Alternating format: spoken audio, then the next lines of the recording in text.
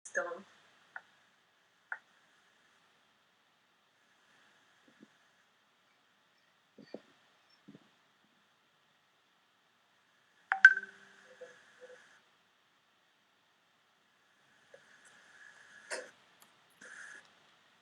Bienvenidas, Paola e Irene, están al aire. Buenas tardes a todos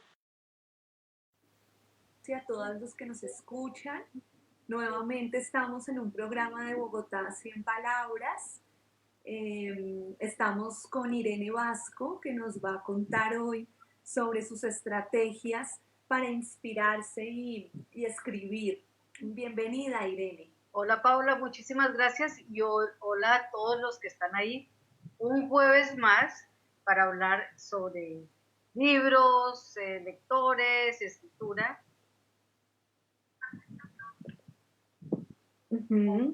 Bueno, vamos a presentar a nuestra escritora invitada, Irene.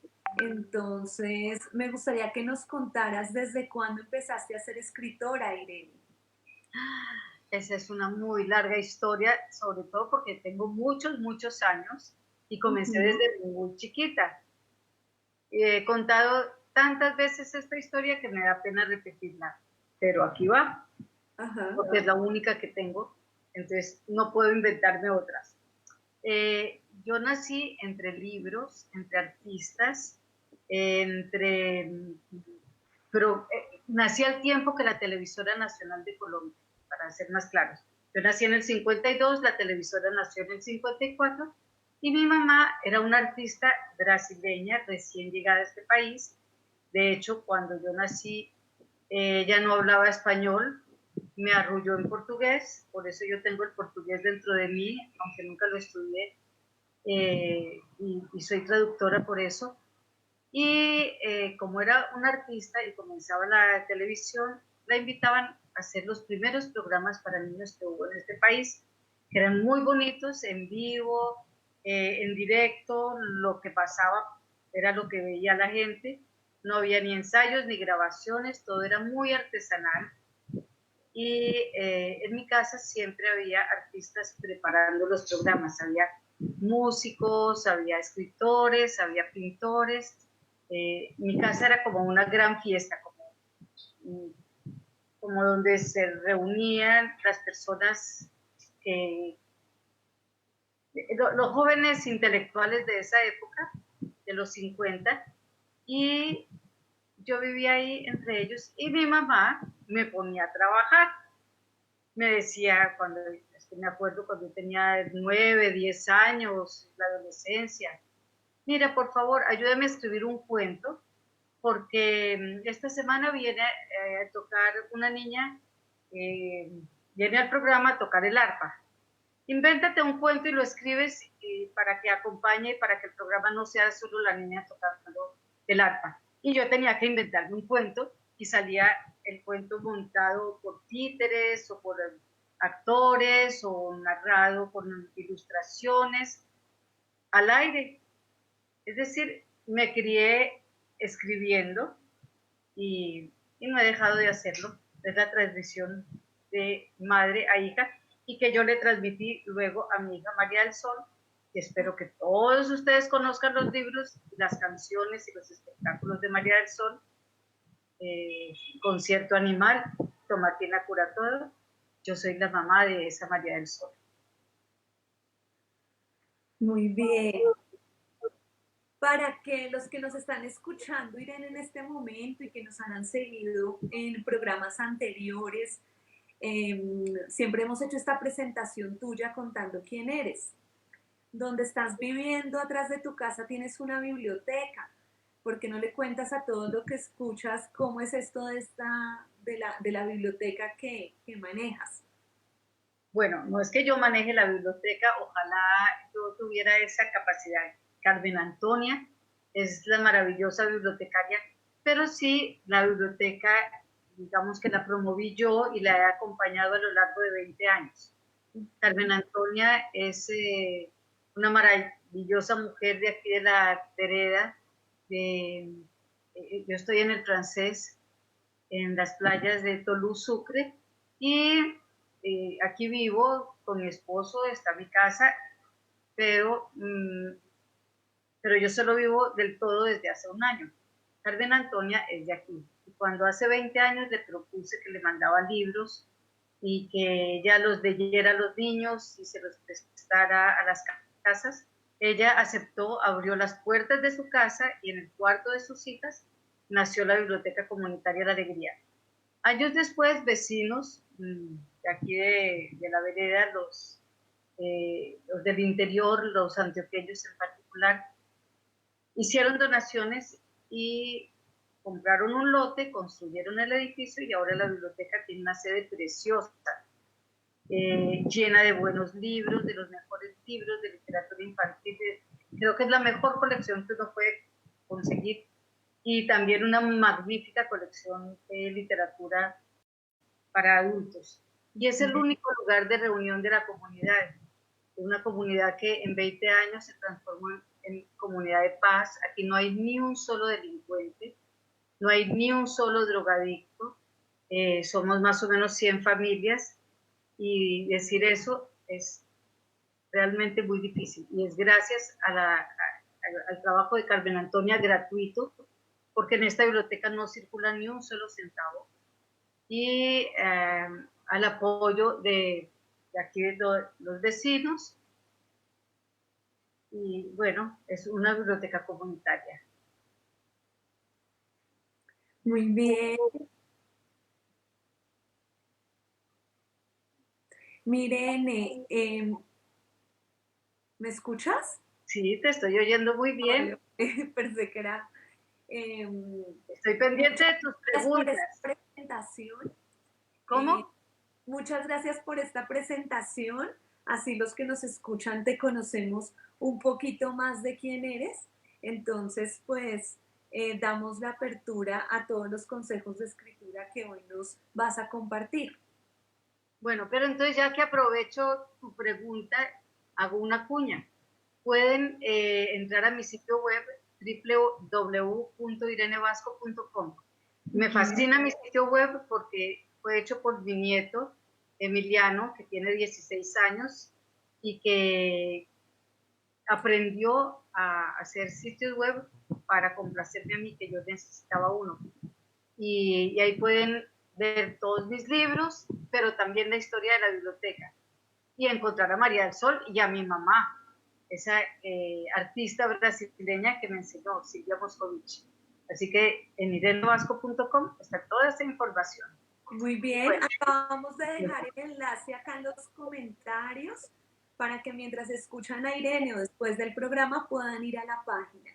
El día de hoy no vamos a dejar las preguntas para el final, sino todos aquellos que quieran y tengan una pregunta mientras Irene nos está contando, nos la pueden dejar acá en el chat y la vamos a ir leyendo para que pueda ser muy interactivo con respecto a lo que los consejos que Irene nos va a dar de escritura.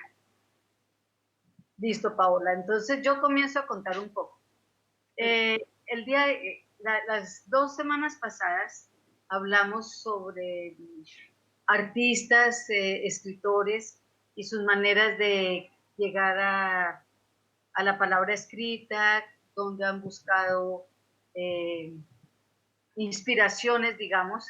En la primera charla fue con imágenes sobre Bogotá, hablamos de la expedición botánica, de los viajeros del siglo XIX, vimos imágenes de esa época de vida natural y nos imaginamos un montón de historias.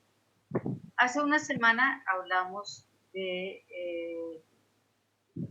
una manera de abordar las palabras, de jugar con ellas, con los juegos dadaístas y surrealistas. Hoy es cómo se encuentran las historias. Voy a ser autorreferente con un poco de vergüenza.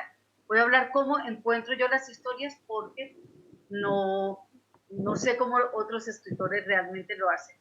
Entonces decidí hablar de mí misma. Tengo muchas maneras de encontrar. Tengo más de 30 libros publicados y cada uno tiene su propia historia. Eso sería algo también para escribir, cómo encontré esas historias. Pero pero les voy a contar una que otra anécdota. Y hablando de anécdotas, esta es una de las maneras de buscar historias. Yo soy una chismosa, y lo confieso, y lo digo a los cuatro vientos, sobre todo esperando que me cuenten chismes. No es que quiera hacer una confesión y decir que qué horror, soy una chismosa, sino, miren, es que yo soy chismosa, cuéntenme chismes y cuéntenlos rápido y yo los anoto en mis libretas porque quiero tener muchas historias coleccionadas. Una vez, en una reunión de amigas, una de ellas contó una historia, una anécdota sobre su niño. Dijo, y yo copié aquí en mi cuaderno. Ustedes pueden ver, este cuaderno es de hace muchos, muchos años. Y dice, Dolores de crecimiento, fue el título que yo puse en ese momento. Martín escondió la medalla en lo más profundo del bolsillo del uniforme de gala para que su mamá no supiera que se había ganado la medalla de la tolerancia. Prometo que no vuelvo a hacer tolerancias, decía cuando lo descubrieron. Y ahí termina mi pequeña notita, mi chisme, la anécdota. Y debajo hay otra, de algo que yo no he escrito, que dice, ahorita usa minifaldas y tacones, últimamente a ver si Isabel aprende a vestirse como niña. Y bueno, ahí cuenta otra anécdota de su hija.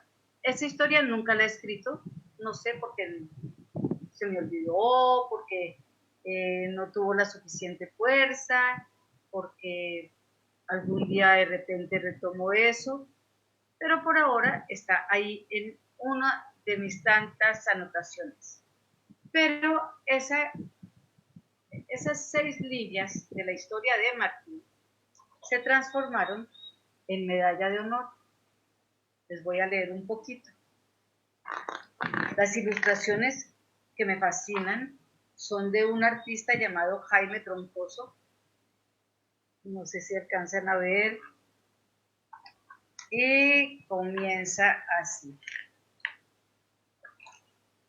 Está dedicado, de hecho, para Martín Galán Rivas, que me regaló este cuento, y para María, protagonista de esta y muchas otras historias. Martín Galán Rivas es el niño del cuento, y yo dejo su nombre con sus 2 apellidos de la vida real, son los que lleva en la historia.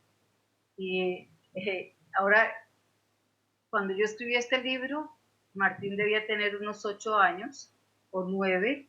Ya Martín es un adulto universitario, un gran músico, y la mamá me sigue contando anécdotas de él, María, y me dice que cuando Martín quiere enamorar a una muchacha, le dice, mira, este libro es sobre mí, y se lo regala. Con mucho cuidado, Martín se quitó el saco del uniforme de gala, acercó una silla al armario de la ropa que nunca se usaba, acomodó el saco en un gancho y lo metió entre las chaquetas más gruesas. Después se aseguró de que el saco hubiera desaparecido entre la ropa amontonada en los 1001 ganchos. Al fin, respiró tranquilo al ver que si alguien se asomaba tendría que tomarse mucho tiempo antes de descubrir su uniforme. Mamá nunca va a encontrar la medalla que me dieron esta mañana en el colegio. Y si no la encuentra, no me puede castigar, pensó Martín al dar por terminado el trabajo más difícil del día. El resto de la tarde, Martín vio televisión, comió galletas, hizo berrinche a la hora de acostarse y no se volvió a acordar del saco escondido ni de la medalla de honor que le habían colgado durante la izada de bandera de esa mañana. Otro pedacito. ¿Por qué se lo habían dado a él?, se preguntó cuando estuvo metido en la cama. Y aunque trataba de recordar alguna travesura hecha en clase o en el recreo, no se le ocurría nada como para que le dieran la medalla. Ay, ojalá hubiera amanecido enfermo, ojalá me hubiera dejado el pus, ojalá una tormenta hubiera inundado el colegio, se decía Martín cada vez que la dichosa medalla se le aparecía en la cabeza. Porque a mí, se decía.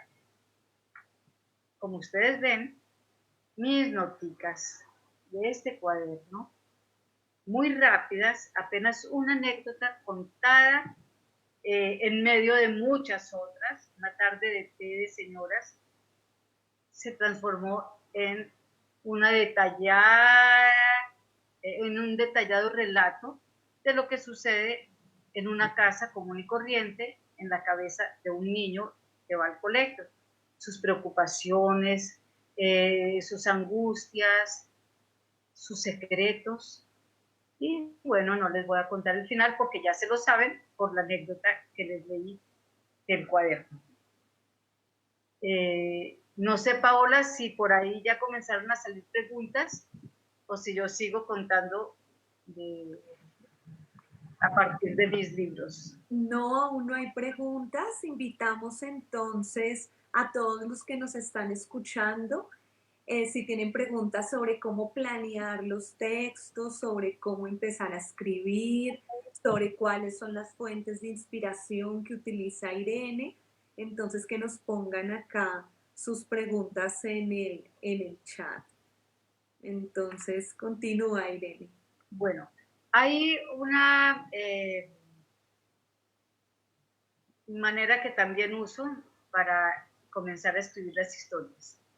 Y es fijarme mucho en el lugar donde estoy. Ahora justamente estoy trabajando en un encargo. Yo casi nunca escribo por encargo, pero cuando me llaman para proyectos muy bonitos, muy interesantes, pues acepto, porque me gusta estar involucrada en proyectos que no sean solo que nazcan de mí. Y esta vez me encargaron un cuento que tendrá que ser dramatizado. Es decir, que realmente lo que me pidieron fue una obra de teatro. Pero como para cualquier creación literaria, sea creación literaria ficción, quiero decir. Hay otro tipo de creaciones literarias como la poesía, o bueno, pero la ficción, lo primero es la historia. Yo no puedo pensar en una obra de teatro y en la escenografía y en el montaje y en nada si no tengo una historia. Lo mismo le digo a los jóvenes que quieren hacer una pequeña película o que quieren hacer una obra de teatro. Primero es la historia. Si no hay historia, el resto es muy difícil, porque tiene que estar basado en un hilo narrativo. Entonces, aquí, para este encargo, lo que he hecho es echarme en mi hamaca y les voy a mostrar mi cuaderno. Otro cuaderno de tantos. Yo siempre tengo muchos cuadernos. Les recomiendo tener cuadernos que dice historias desde mi hamaca y son de este mes de julio. Y ya sé cómo se llama, el cuento se llama A la orillita del mar, porque lo escribí a la orillita del mar y tiene que ver con todos mis vecinos y con todo lo que yo veo aquí. Veo a los niños vecinos que llegan en el botecito pescando. Cuando se bajan les tomo fotos de los pescados que llevan. Esta mañana les tomé las fotos, estaban tan bonitos con sus dos. Estoy tratando de ver si aquí se vieran los niños de ustedes, los alcanzaran a ver. Esto es aquí mismo, desde mi hamaca. Yo digo, ahí hay toda una historia, pero una historia no es solamente que un par de niños llegaron en un bote con sus pescaditos. Por aquí hay guacamayas, hay mariamulatas, hay cangrejos azules, hay delfines, hay tanta gente con tantas historias y yo lo que hago es tomo un poquito de por aquí, un poquito de por allá, hago como un guiso, como cocinando, mezclo a todo el mundo con todo y ya tengo una historia. Partiendo de estos niños que llego,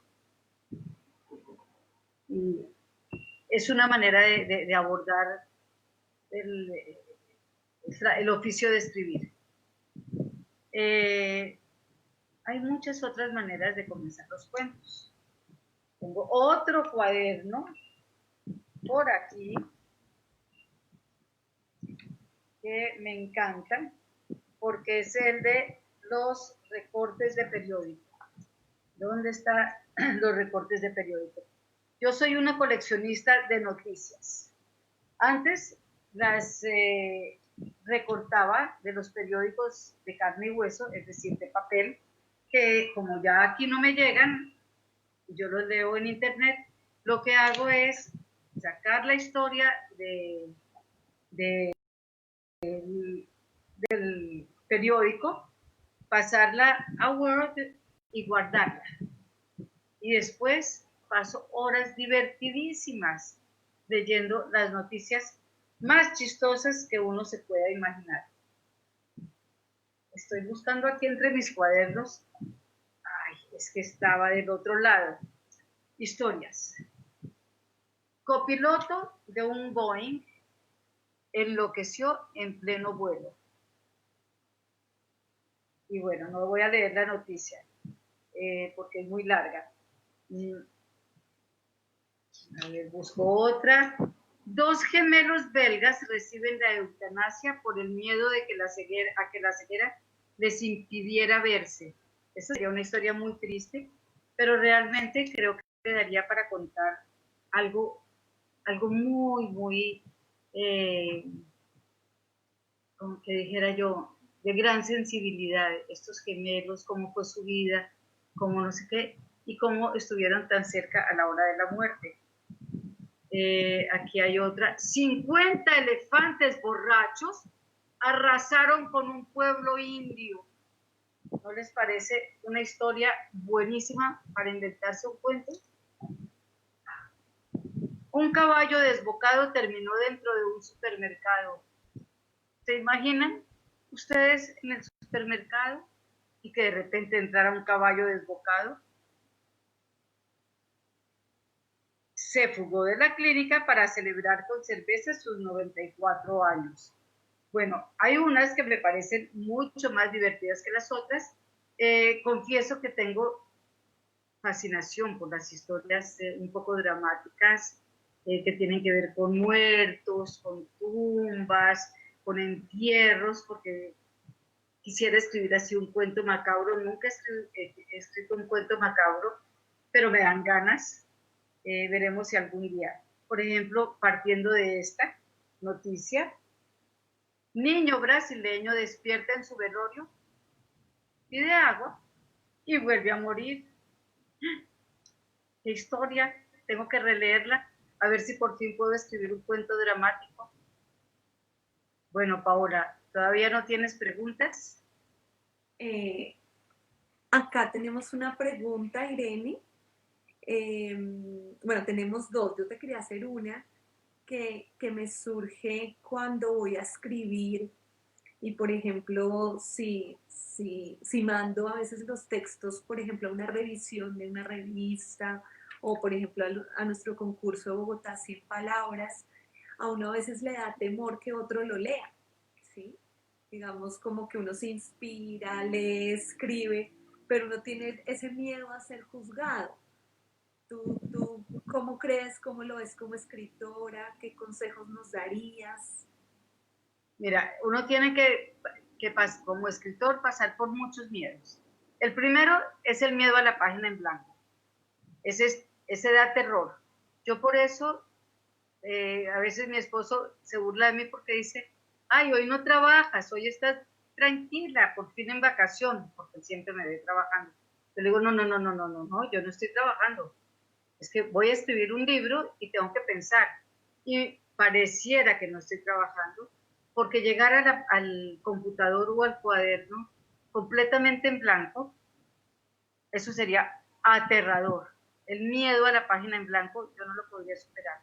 Entonces primero necesito tener ideas en la cabeza, ideas que nacen en la hamaca, o mientras camino, si estoy en la ciudad lo mismo, si voy en un bus, si voy en un avión, siempre estoy pensando para superar el terror de la página en blanco. Luego, cuando las páginas ya se llenan, viene ese terror, porque eso es como de desnudarse en público, es ser capaz de mostrarle al otro. Y ahí mi recomendación es, primero, leerse varias veces a uno mismo, y no demasiadas veces, porque al principio uno dice, bueno, aquí corregí, aquí mejoré, aquí esto mejor le doy la vuelta y uno edita, pero llega un punto en que ya pierde la distancia y por lo menos a mí me pasa que comienzo a ver todo horrible, todo mal escrito, todo tonto, todo, ¿cómo voy a escribir esto? Esto no sirve para nada. Y ahí es importante que haya otro lector. Yo lo llamo el espejo, el editor, pero antes de mandarlo a un editor, se lo mando a mi hija María del Sol o a alguien, o le pido a mi esposo o a alguien muy cercano, algún amigo. Me da mucha pena, pero a veces paso por encima de la amistad y pido ese favor para darme cierta tranquilidad, cierta garantía y además para que me digan por dónde las cosas van mal. Eso es un buen consejo antes de mandar al concurso o a la editorial. Que pase por la edición de alguien aparte de uno mismo. Ese espejo es necesario y además lo tranquiliza a uno, le quita el miedo. Sí, yo creo que esto ya está suficientemente bueno, se va para el concurso o se va para la editorial y que pase lo que pase.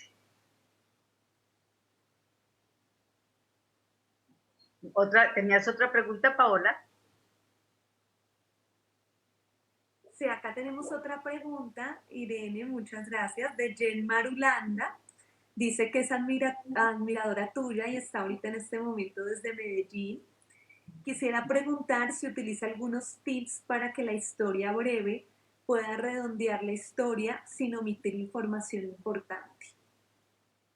La historia breve. Dentro de 8 días hablaremos más ampliamente sobre la historia breve.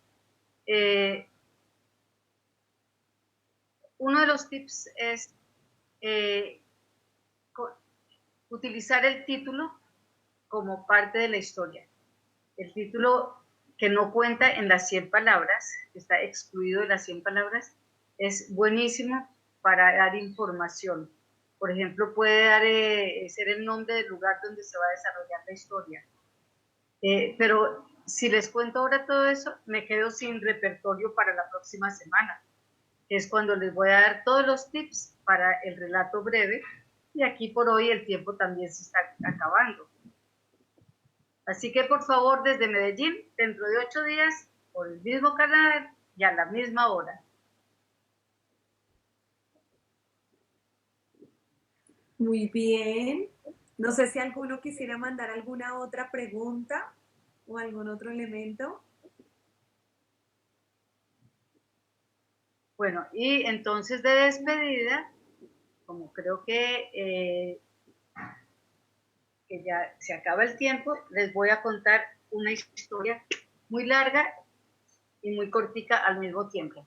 Hace muchos, muchos años, hace más de 20 años, pasé por una época difícil en la vida. Yo tenía una librería infantil muy bella y estoy buscando el libro que quería mostrarles. Aquí ya tengo todo. Y quebré.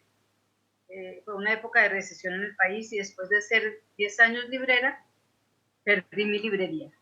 Cuestiones de la vida. Ahora estoy muy feliz de no ser librera y de no tener ese tipo de obligaciones, pero en ese momento fue triste la despedida. Y ya les mencioné a María del Sol.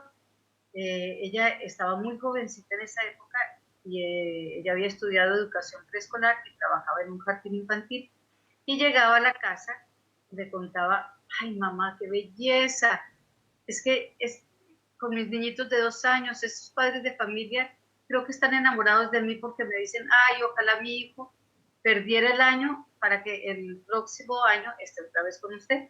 Pero no es que estén enamorados de mí, es que sus niños son los que están enamorados de mí y los padres quieren que yo siga siendo su profesora. Y yo anoté eso en mi cuaderno de chismes y dije, qué buena historia. un niño que se enamora de la profesora. ¿Y qué hace para perder el año? Eso me pareció una idea genial. Y comencé a escribir, pero no con un niño de 2 años, sino un niño escolar, que ya pudiera contar cómo se enamoraba de la profesora y hacer diabluras y travesuras para perder el año. Pero yo estaba muy triste y sin darme cuenta el libro comenzó a convertirse en otra cosa. Que no podía contar algo gracioso, no podía contar travesuras, y en lugar de el niño enamorado de la profesora, en ese momento nació Las sombras de la escalera. Es un libro que habla de la muerte desde el principio hasta el final. Es un libro de fantasmas, es un libro de enfrentamiento a ese otro lado. Un niño que en las procesiones de Semana Santa, aquí en Tolú, donde vivo, le cae una maldición porque un fantasma, un difunto vestido de nazareno marcha en la procesión junto a su papá y él decide asumir la maldición y comienza a enfermarse y se va a morir. Y no les cuento el final, se llama Las sombras de la escalera. Me encantaría que lo leyeran algún día. Es uno de los libros que yo más quiero, aunque es de los menos conocidos. Y salió el libro, eso fue más o menos en el año 2002, sí, mal no recuerdo, bueno, no, el libro ya salió impreso en el 2004, pero yo lo escribí en el año 2000 y lo reescribí muchas veces de la primera línea a la última, porque yo sentía que no estaba, que la historia era fuerte, pero que todavía no estaba suficientemente bien contada. Eso es importante, reescribir, devolverse, corregir, darle tiempo hasta que el libro esté listo. Mientras tanto, ya me había pasado el duelo, ya no estaba triste, ahora era libre y comenzaba a recorrer el país, a conocer las comunidades, a ir por aquí y por allá y me sentía muy bien. Y un 31 de diciembre en el salón de belleza estábamos María del Sol y yo arreglándonos para la fiesta de fin de año y estábamos con un sobrino, con Simón, que tenía como 7 años y que adoraba a María del Sol, que siempre le pedía que le cantara y que jugara con él y que le contara cuentos.